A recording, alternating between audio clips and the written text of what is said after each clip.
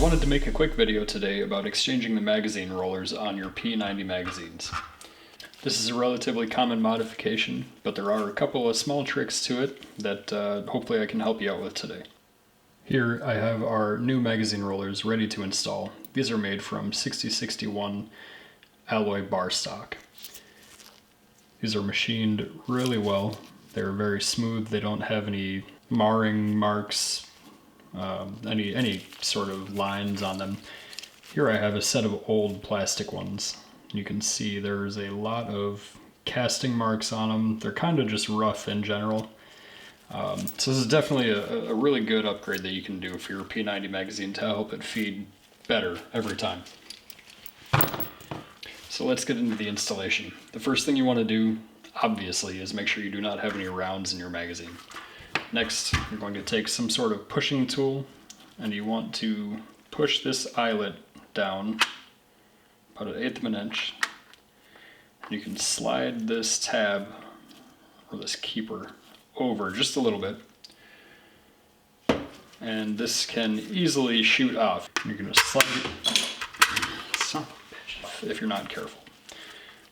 So you just make sure you keep a hand over what's coming out,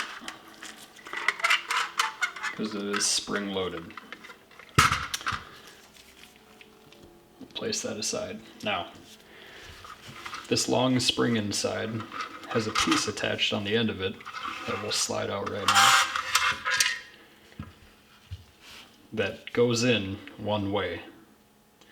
You want to pay attention to the angle of this and make sure you put it in the same when you reinstall it in your magazine.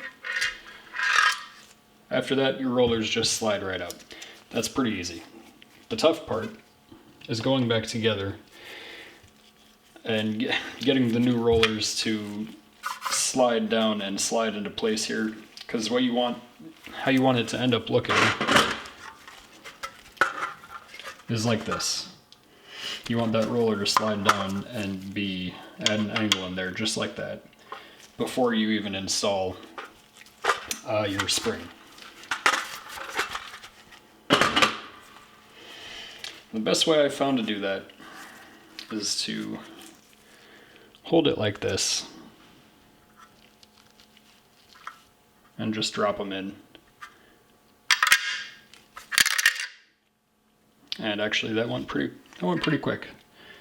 You can see I dropped it in and I just gave it a little shake and it's in place. I'm going to drop my second one in. There we go. Dropped our second one in, and it fell right into place as well. I don't know if you can necessarily see that.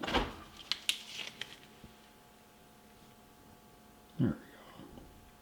You can see it's down in there. So now we have our rollers kind of just resting into place here, held in place by gravity. And this is the part that can be kind of tricky or confusing. Not necessarily tricky or confusing, but you just want to make sure you do it right. When we took our spring out, our magazine was positioned like this, but because we have gravity holding our pieces in, our magazine is flipped. So I'm going to grab this guy, flip it over,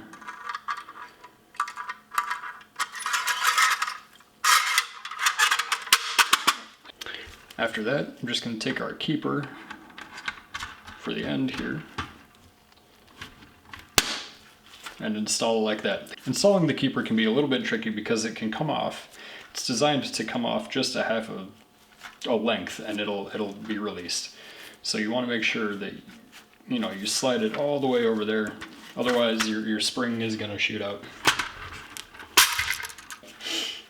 and you're having a bad time. So anyway, it's pretty simple. There it is, it's installed. The only thing left to do is load it up with ammunition and test it. I have some FN Gunner 57x28 that we're going to go ahead and load up in here. I've been a little bit vocal about this ammunition in the past in my previous videos, only because I've had this ammunition come apart on me multiple times. This round ends up looking like this.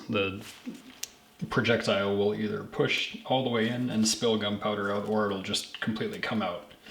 And it always happens to the round that is ready to be chambered. When you install a magazine, it'll just come apart. Not sure why. I've only had this issue with FN Gunner, but I bought it in bulk, so we're gonna go ahead and burn through it. This knife I have, I know this is completely unrelated. This is an Off-Grid Knives Viper V2. This is my everyday carry. I absolutely love this knife.